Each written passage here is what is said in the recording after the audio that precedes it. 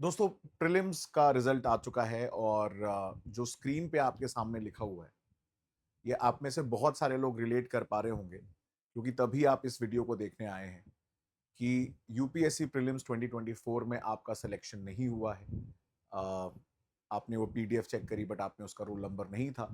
वो जो इमोशंस थे, वो उस समय जो फीलिंग्स रही होंगी, I can totally relate to it. Prelims में तो ऐसा नहीं हुआ मेरे साथ, बट मेरे साथ ये 2-3 बार इंटरव्यू के टाइम हुआ है, इंटरव्यू के बाद। जब इतने करीब तक जाके भी लगे कि यार अब तो हो ही गया ऑलमोस्ट, तब तो और ज़्यादा दुःख होता है कि यहाँ तक पहुँच गए लेकिन उसके बाद भी मंज़िल बहुत दूर है। तो आप में से भी बहुत सारे लोग दोस्तों ऐसा फ़ील कर रहे होंगे कि क्या सब कुछ ख़त्म हो चुका है, ये बिल्कुल मेरा फेलियर है और सेल्फ डाउट हो रहे होंगे और सबसे बड़ा सवाल ये आ रहा होगा कि अब करें तो क्या करें? आगे कैसे करें? वही सुबह उठें, कैसे अपने आप को बिस्तर से खींचें? पेरेंट्स को क्या जवाब दें?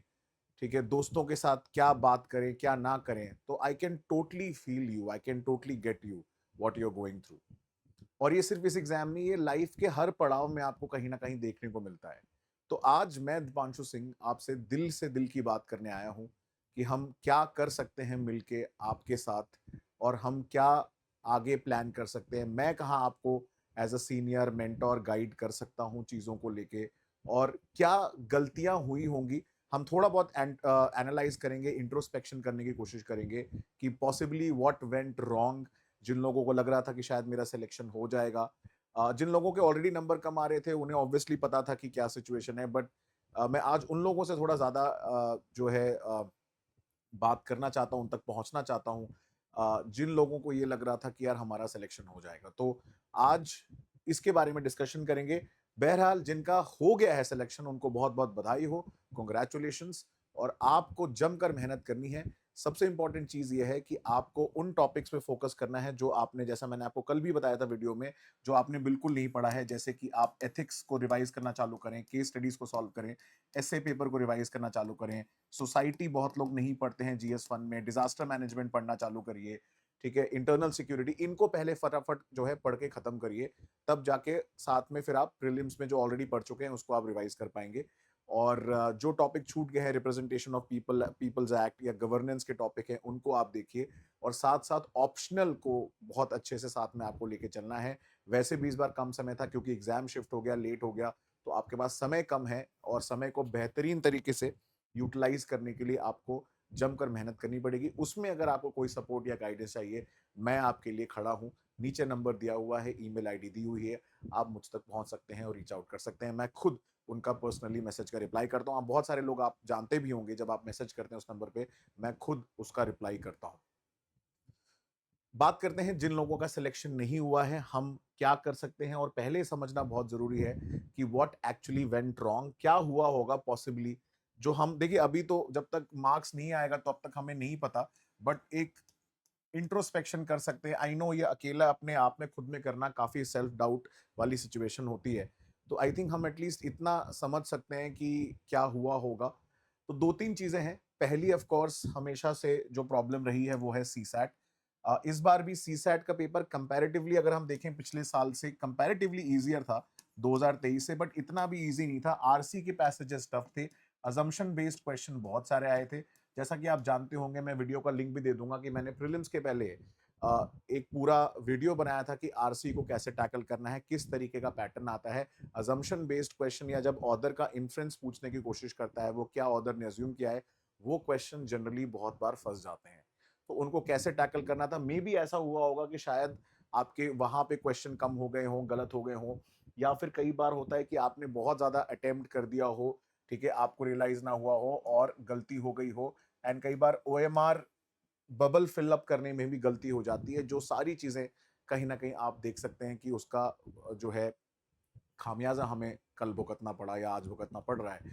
तो ये चीज हमें समझनी पड़ेगी कि क्या यहां गलती हुई हमसे। दूसरा, जीएस 1 में जैसा कि आप जानते हैं दोस्तों, कुछ हो सकता है कि आंसर कीज बहुत ज्यादा इस बार वेरी कर रही थी, लाइक लास्ट ईयर 5 से 6 मार्क्स का ऑलमोस्ट सब में ही डिफरेंस आ रहा था। तो पॉसिबली ये हो सकता है कि शायद आपने जो अज्यूम किया हुआ, देखो as a human being psychologically हमारा ये मेकअप रहता ही है कि हम हमेशा एक बेटर आउटकम की सोचते हैं, और सोचे भी क्यों ना, hope is the only thing that drives us forward. तो हमारे नंबर अगर कम भी आ रहे होते हैं तो हम कई बार प्लस प्लस 2 3 कर लेते हैं, और ये समझना बहुत जरूरी है कि हम सब लोग ये काम करते हैं कि भाई उस समय के लिए जो माइंड में टेंशन और डिसोनेंस की सिचुएशन होती है वो सॉल्व हो जाती है कि चलो अच्छा ठीक है, +2 नंबर आ गए होंगे या +3 आ गए होंगे, तो हम अज्यूम कर लेते हैं कि हाँ हमारा शायद सिलेक्शन हो रहा था। तो वो एक डिसअपॉइंटमेंट, सेटबैक शायद कल आप में से बहुत सारे लोगों को फील हुआ होगा। And third and the most important part is कि डाउटफुल क्वेश्चंस का कैसे करें। जो डाउटफुल क्वेश्चन है, सो अब देखिए, एक रेडार वाला क्वेश्चन कुछ लोग बोल रहे हैं कि डाउटफुल है इस बार यूपीएससी का। एक वर्मिन वाला जो क्वेश्चन आया था, फ्लाइंग फॉक्स वाला, देन एक ज्योग्राफी का क्वेश्चन अगेन एक डाउटफुल है। तो इस बार क्वेश्चन अगेन अगर आप देखें 4 से 5 क्वेश्चन जो डाउटफुल थे, शायद ये भी एक डिसाइडिंग फैक्टर रहा हो। आपकी इसमें गलती बिल्कुल नहीं है, मैं ये कहना चाहता हूँ कि हो सकता है ये आपकी बिल्कुल गलती नहीं है, बट शायद किस्मत ही ऐसी है। ठीक है, अब किस्मत के आगे तो खैर किसी की नहीं चलती, बट वही बॉर्डर लाइन का मे बी केस हुआ होगा आपके साथ कि क्वेश्चन यूपीएससी ने ड्रॉप किया होगा, जिसकी वजह से आपके नंबर कम हो गए, और सबके ही कम किए होंगे अगर उसने क्वेश्चन ड्रॉप किया होगा, बट इवेंचुअली आपको शायद ये चीज भुगतनी पड़ी। मैं अगेन ये चीज कहना चाहता हूं कि लास्ट 2 3 सालों से ये एग्जाम काफी ज्यादा लक ओरिएंटेड हो चुका है। इसमें कोई आपकी गलती नहीं है। मैं पूरी तरीके से समझ सकता हूं जब आप सोच रहे होंगे कि यार ये कंप्लीट फेलियर है आपकी प्रिपरेशन का या स्ट्रैटेजी का। बहुत हद तक चीजें हो सकती थी मैनेज, बट कुछ केसेस में, आप जैसे ये वाला केस है, यहाँ पे शायद चीजें मैनेज नहीं हो सकती थी, क्योंकि शायद आपके पास कोई और ऑप्शन था ही नहीं कोई और क्वेश्चन करने का। अगर होता तो शायद अब इस क्वेश्चन को अटेम्प्ट नहीं करते। तो ये मे भी हुआ होगा, बट अगेन ये इंट्रोस्पेक्शन आप बेहतर कर सकते हैं। आप अच्छे तरीके से कर सकते हैं कि क्या गलत हुआ होगा, व्हाट वेंट रॉन्ग। मैं सिर्फ एक आपको जनरलाइज्ड पर्सपेक्टिव दे सकता हूं कि पॉसिबली ये सारी चीजें हुई होंगी, जो मैक्सिमम कैंडिडेट्स के साथ मैंने देखा कि इस बार के एग्जामिनेशन में हुआ।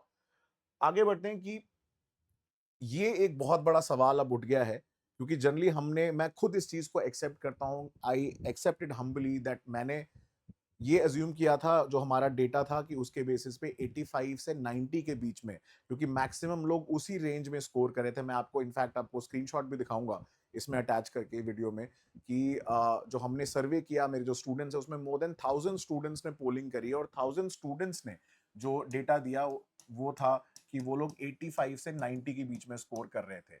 बट जो मैंने कल स्टेटिस्टिक्स देखा, जिन लोगों का प्रीलिम्स क्वालिफाई हुआ है, आप भी मुझे कमेंट सेक्शन में बताइएगा कि आपके कितने स्कोर आ रहे हैं, आपने कितना एक्सपेक्ट किया था, वेदर आपने क्वालिफाई किया नहीं किया।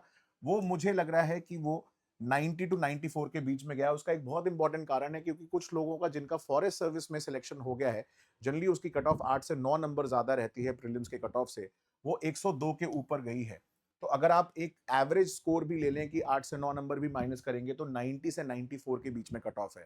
मुझे डेफिनेटली लग रहा है कि 91 के ऊपर कट ऑफ गई है। सेफ स्कोर इज अराउंड 92, जिस मैक्सिमम लोगों का क्वालिफाई हुआ है, जिन लोगों ने 92 स्कोर किया है। तो मैं ये मान सकता हूं कि शायद ये इस बार का कट ऑफ है, बट अगेन इसको कोई भी प्रिडिक्ट नहीं कर सकता। ये एग्जिट पोल की तरह वाली बात हो जाएगी, जब तक यूपीएससी खुद डिक्लेयर नहीं करेगा इसको, तब तक आप इसके बारे में कुछ नहीं बता सकते। बट अगर आपके मन में ये दुविधा चल रही थी कि यार कट ऑफ कितना गया होगा, तो I think this is the range, because maximum people जिनसे मेरी बात हुई है, जिनके मेरे पास मैसेजेस आए, मेरे खुद के स्टूडेंट्स जो मेंटरशिप के हैं, जिनके 92 से अबव थे स्कोर, उनका सिलेक्शन हो गया है। जो 89 90 के आसपास है, उनका सिलेक्शन नहीं हुआ है। और कुछ लोग ऑफ कोर्स जो ज्यादा स्कोर करते हैं, but again C SAT was a problem. C SAT border line case में भी बहुत सारे लोगों का सिलेक्शन नहीं हो पाया है, अनफॉर्चुनेटली। तो ये बात है अबाउट कट ऑफ। नाउ अब आते हैं मेन और इंपॉर्टेंट चीज पे कि अब क्या करें। ठीक है, दो चीजें हैं, दो कैटेगरी के स्टूडेंट्स हैं। आप बेहतर जानते हैं कि आप इनमें से किस कैटेगरी में फॉल करते हैं। या तो आपके पास अटेम्प्ट है और आप अगला अटेम्प्ट दोगे, ठीक है, तो then you have to start preparing from today. आज से ही लग जाना है आपको, बिकॉज समय नहीं है। आप ये मान के चलेंगे कि आप भी मेंस दे रहे हैं, ठीक है, 1 2 दिन चाहे तो ब्रेक ले लीजिए, बट ये मान के चलिए कि you are also appearing for mains. Mains की प्रिपरेशन स्टार्ट करनी है। पहले अपने स्ट्रेंथ वीकनेसेस को एनालाइज करना है, कौन से सब्जेक्ट में ज्यादा कमजोरी है, पहले उन सब्जेक्ट को उठाना है। जैसे एथिक्स अगर आपने नहीं पढ़ा था तो एथिक्स पढ़ना चालू करिए। ऐसे की प्रैक्टिस करना जरूरी नहीं है, but internal security, disaster management, society, ये सारे टॉपिक्स को खत्म करिए। ठीक है, और कोशिश ये करिए कि मेंस की प्रिपरेशन आपकी अक्टूबर नवंबर तक खत्म हो जाए, क्योंकि जो आप मेंस के लिए भी पढ़ रहे होंगे वो प्रीलिम्स के लिए भी काम आएगा। ये तो आप आई थिंक आप समझ चुके होंगे कि यूपीएससी अब प्रीलिम्स और मेंस के बड़े इंटीग्रेटेड टाइप क्वेश्चन पूछ रहा है। करंट अफेयर्स के लिए डेली कुछ करना चालू करिए, न्यूज़पेपर पढ़िए, एआई ऐप यूज कर सकते हैं, पाई जीपीटी ऐप है, आप मुझसे कनेक्ट कर सकते हैं। मैं डेली नोट शेयर करता हूं अपनी वेबसाइट पे www.dipanshuSingh.com पे जा सकते हैं, वहां से करिए। और अगर आपको लगता है कि अगर पिछले अटेम्प्ट्स में आपको लगता है, फील हुआ कि शायद गाइडेंस होता बेटर तो शायद एग्जाम अच्छे से क्लियर हो सकता था, या अगर मेंटोरशिप होती तो शायद एग्जाम अच्छे से क्लियर हो सकता था। अगर आपको लगता है, जरूरी नहीं है, बहुत सारे लोगों ने बिना कोचिंग या गाइडेंस के प्रिपेयर किया है, बट बहुत सारे लोग होते हैं जिनको जरूरत पड़ती है। और इसमें कोई हेजिटेशन भी नहीं होना चाहिए यार। Ultimately it is all about your selection, आपके सिलेक्शन की बात है ना यार। तो आप क्यों हेजिटेट कर रहे हो? अगर आप अफोर्ड कर सकते हो, अगर आप मैनेज कर सकते हो, अगर आपको लगता है, तो you are more than welcome. आप करिए, किसी भी कोचिंग में ज्वाइन करिए। आपको मेरे ही नहीं, जिसका अच्छा लगे आप उसका ज्वाइन करिए। बट पॉइंट ये है कि यार आपके सिलेक्शन आपके हाथ में है, कोई और बचाने आपको नहीं आएगा। अगर आपको ये लग रहा है कि आपको गाइडेंस एंड मेंटोरशिप या सपोर्ट की जरूरत है, तो ये आप जो है जरूर जरूर देखिए और इसको जरूर ज्वाइन करिए। तो इसमें आपको ऐसा करना है कि आप अक्टूबर नवंबर तक अपना ऑप्शनल खत्म कर लें, अगर आपने ऑप्शनल नहीं रिवाइज किया है, ऑप्शनल कंप्लीट नहीं किया है, प्लस आपका जो जीएस मेंस का पोर्शन है, जितने टॉपिक्स, उनको कोशिश करिए कि एटलीस्ट उनकी एक रीडिंग तो हो जाए, ताकि आप अच्छे तरीके से नवंबर ऑनवर्ड्स प्रीलिम्स पे साथ साथ जो मेंस के कुछ कुछ टॉपिक हैं उनको आप फोकस कर सकते हैं, आंसर राइटिंग प्रैक्टिस कर सकते हैं, ताकि जनवरी ऑनवर्ड्स फाइनली आप again you get into the mode of prelims. और सी सैट अगर आपका एक कमजोर पॉइंट है, तो सी सैट पे आप फोकस करके पढ़ाई कर सकते हैं फ्रॉम जनवरी ऑनवर्ड्स। अब अगर आप on the other side of the fence हैं, अगर आपके अटेम्प्ट्स खत्म हो चुके हैं, या may be of frustrated of this cycle, I can totally feel you and get you. तो ऐसा नहीं है कि दुनिया आपके लिए खत्म हो गई है। आप पब्लिक पॉलिसी की फील्ड में जा सकते हैं, आप एमबीए प्लान कर सकते हैं, आप आईटी एआई का इस समय बहुत बूम है, 2-2 करोड़ 3-3 करोड़ की सैलरी मिल रही है। बट हाँ, मेहनत करने की जरूरत है, उसमें थोड़ा आपको सीखने में समय लगेगा, थोड़ा पेशेंस की जरूरत पड़ेगी आपको। पब्लिक पॉलिसी में आप गवर्नमेंट ऑर्गेनाइजेशंस को ज्वाइन कर सकते हैं, आप बहुत सारे कोर्सेज कर सकते हैं पब्लिक पॉलिसी के। मैं पर्सनली आपको गाइड कर सकता हूं, because I take care of public policy projects of government of India, ministry of commerce में, G20 में आई वाज द एडवाइजर, अभी भी I am taking care of a lot of public policy. मैं आपको वहां पे गाइड करूंगा, मैं वहां पे मेंटोर कर सकता हूं, अगर आपको इसमें हेल्प चाहिए, कैसे अप्रोच करना है, क्या करना है, क्या करना होता है, कैसे मिनिस्ट्रीज में अप्लाई करना होता है, तो इसके लिए मैं गाइड कर सकता हूं। अगर आपको एमबीए की तैयारी करनी है, I M an MBA from I am Kozhikode, मैं उसके लिए भी आपको हेल्प करने को तैयार हूं। आपको जैसी भी लगता हो कि आपको मेरे से बात करना है, आपको मेरे से कनेक्ट करना है, I will be more than available for all of you. तो दुनिया खत्म नहीं हो जाती आजकल। आप अगर आप चाहें तो, अगर नॉलेज कॉन्सेप्ट बहुत अच्छा है, तो आप टीचिंग भी कर सकते हैं, आप मेरे साथ जुड़ सकते हैं मेंटोरशिप प्रोग्राम्स में। ठीक है, हम स्टूडेंट्स को मेंटोर कर सकते हैं। तो अपॉर्चुनिटीज बहुत है, तो हताश होने की, निराश होने की जरूरत नहीं है। एक दो दिन फील होगा, बट देखो जिंदगी में तो आगे बढ़ते रहना ना, जिंदगी का नाम चलती रहेगी, हमें आगे बढ़ते रहना है। अगर हम यही सोच के रह जाएंगे तो क्या फायदा ऐसी जिंदगी का? ठीक है, ये एग्जाम इंपॉर्टेंट है, I know, but it's not everything in life. तो यही मेरी आपसे गुजारिश है, दिल से, तहे दिल से आप सभी लोगों से, कि हताश मत होइए, निराश मत होइए, परेशान मत होइए। मैं हूं खड़ा आप सब लोगों के साथ, मेरी पूरी टीम आपके साथ खड़ी है। अगर आपको लगता है कि आप इस साइड ऑफ द फेंस हैं, मोर देन वेलकम है। अगर आप इस साइड ऑफ द फेंस हैं, आपको कोई गाइडेंस चाहिए, आपको मेरा mains answer writing program join करना है, नीचे डिस्क्रिप्शन बॉक्स में लिंक दिया हुआ है। आपका अगर सोशोलॉजी ऑप्शनल है, सोशोलॉजी ऑप्शनल में आपको गाइडेंस चाहिए, या अगर आपको लगता है कि आपका ऑप्शनल प्रिपेयर्ड नहीं है, सोशियोलॉजी आपको ज्वाइन करना है, तो आप उसका फाउंडेशन कोर्स भी देख सकते हैं, आप उसकी टेस्ट सीरीज भी देख सकते हैं। मैं अगेन यहाँ पे बताना चाहता हूँ कि ये आपके ऊपर है कंप्लीटली, बट अगर आपको लगता है कि आपको गाइडेंस की जरूरत है, तो जरूर करिए। ठीक है, इसमें कोई शर्म वाली बात नहीं है। And last but not the least, जैसा मैंने आपको बताया, कि अगर आपको कभी भी लगता है कि you want to talk to me, you are feeling lonely, so I am listening to you, this is my number. Call करने से पहले एक बार व्हाट्सएप जरूर कर दीजिएगा, because I am busy most of the time. But मैं definitely, I promise you कि आई विल रिवर्ट यू। ऐसा कोई मैसेज नहीं है मेरे मोबाइल पे जो ये मुझे आज बोल दे, कमेंट में आप बोल दो कि मैंने रिप्लाई नहीं किया हो। लेट जरूर है, लेकिन रिप्लाई जरूर आएगा। और अगर आपको कोई और डाउट है, तो आप team@dipanshu singh पे जरूर मुझे रीच आउट कर सकते हैं। मेरी टीम आपके लिए हमेशा खड़ी हुई है। तो दोस्तों, मैं बस इतना कहना चाहता हूं कि समय टफ है, बट हमें उससे ज्यादा टफ होने की जरूरत है। ठीक है, और कुछ ना कुछ जिंदगी में तो यार अच्छा कर ही लोगे, अगर अपने आप पे कॉन्फिडेंस है, माँ बाप का सपोर्ट रहेगा, और देखो फैमिली हमेशा आपके साथ रहेगी इररिस्पेक्टिव ऑफ एवरीथिंग। तो ये कभी मत फील करिएगा कि आप अकेले हैं। अगर मायूस हैं, मुझे रीच आउट करिए, मैं पूरी तरीके से कोशिश करूंगा। गारंटी नहीं दे सकता बट प्रॉमिस करूंगा कि मेरे एफर्ट्स में कमी नहीं होगी आपको आपकी मंजिल तक पहुंचाने में, चाहे आप एग्जाम की तैयारी कर रहे हैं या फिर आप इस एग्जाम से बाहर निकलना चाहते हैं। राइट?